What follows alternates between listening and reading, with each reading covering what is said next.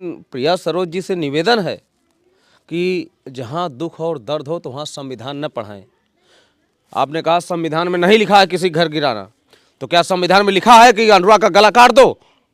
नमस्कार साथियों, एक बार फिर हम मौजूद हैं अनुराग यादव के गांव में और हमारे साथ उनके पिता हैं जो यहाँ पे एक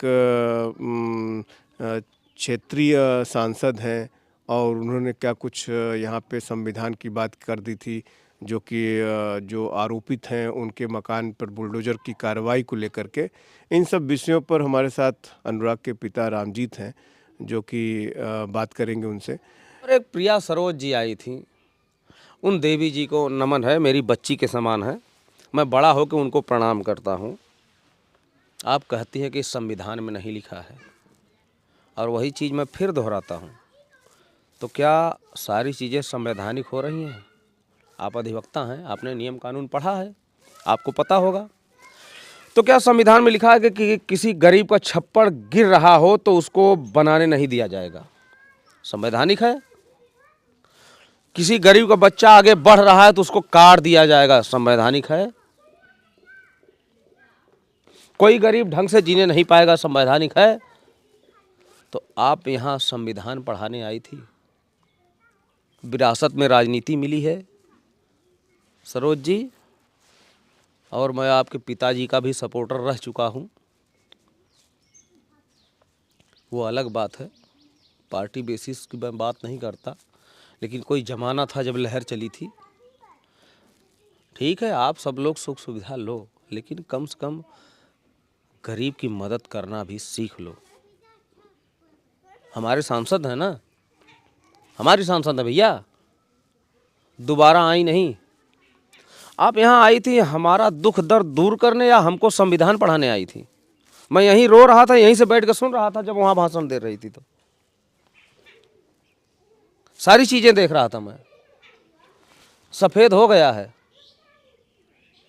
दाढ़ी बाल सफ़ेद हो गया, तजुर्बे सुखाया हमने, धूप में नहीं सूखा है। नहीं बोल रहा था, किसी तरह से खुद को नियंत्रित कर रहा हूँ, लेकिन प्रिया सरोज जी से निवेदन है कि जहाँ दुख और दर्द हो तो वहाँ संविधान न पढ़ाएं। आपने कहा संविधान में नहीं लिखा है किसी घर गिराना, तो क्या संविधान में लिखा है कि अनुराग का गला काट दो? सवाल है मेरा उनसे। और ये घर नहीं गिरेगा तो कल को वो फिर आएगा, 10-20 साल की सजा होगी, फिर आएगा, वो परिवार यहीं रहेगा, तो क्या मेरी बेटियां सुरक्षित रहेंगी? मेरा सवाल है। आप संविधान की बात करती हो ना, तो आप आओ, गारंटी ले लो कि रामजीत, तुम्हारी बच्चियों की जिम्मेदारी मेरी है, आएगा उसी घर में रहेगा। वो बरामदा बनवाया इस तरफ दरवाज़ा करके, ये मेरा घर गिरने का वो इंतज़ार कर रहा है, कब्जा करेगा, आज नहीं तो कल। तो क्या मेरी बेटियां यहाँ रह पाएंगी? इस सवाल का जवाब चाहिए हमें प्रिया सरोज जी। आप सांसद हो ना, आप माननीय हो, आप अधिवक्ता हो, मैं पढ़ा लिखा आदमी नहीं हूँ उतना जितना आप पढ़ी हो, तो इस सवाल का मेरे जवाब चाहिए। मैं आज तक बोला नहीं था, लेकिन ये मुझे कील की तरह चुभ रहा है यहाँ दिल में कि घर गिराना संविधान में नहीं है, तो गला काटना संविधान में है? किसी का घर बनने नहीं देना संविधान में है? इस चीज़ का जवाब मुझे चाहिए। और मेरी बेटियां, वो कल को आएगा, अभी डरी हुई हैं, कल आएगा पूरा परिवार फिर से यही रहेगा, जो पूरा परिवार अपराधी है।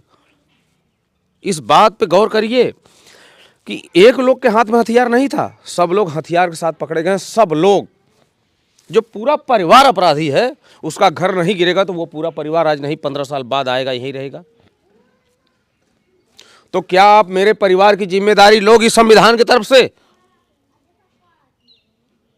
आप दे दो हमको लिखित, ये घर नहीं गिरना चाहिए, इस पे एक महला और बनवा दीजिए, इस पे झालर लगा दीजिए, टाइल्स लगा दीजिए, शीशा लगा दीजिए, पूरा महल बना दीजिए, जैसे लालता का सपना था कि यहाँ से वहाँ तक जितनी ज़मीन उन्होंने कब्जा किया, और फिर उसके बाद मेरे पूरे घर पर मुकदमा किया। तो आप उन्हीं को सब दे दीजिए, और संविधान के अनुसार। संविधान प्रिया सरोज जी ये भी कहता है कि अगर गवर्नमेंट की सरकारी ज़मीन है, बंजर है, तो संविधान ये भी कहता है गवर्नमेंट जब चाहे छीन सकती है। आप संविधान पढ़ा रही हो, अधिवक्ता हो, तो गृहस्थ आदमी मूर्ख, हर गृहस्थ मूर्ख नहीं होता, शरीफ हूँ, मूर्ख नहीं हूँ। और सरोज जी, मेरा पूरा गांव आपका इंतजार कर रहा है, आप आइए, आपका स्वागत माला फूल से करेंगे हम लोग। आइए, मैं बड़ा हूँ आपसे, लेकिन फिर भी मैं आपका पैर छूना चाहता हूँ कि क्या विचार हैं आपके। वाह वाह, ऐसे सांसदों की जरूरत है हमें, कि किसी गरीब बाप का आंसू नहीं पोंछ सकते तो नमक मत लगाओ।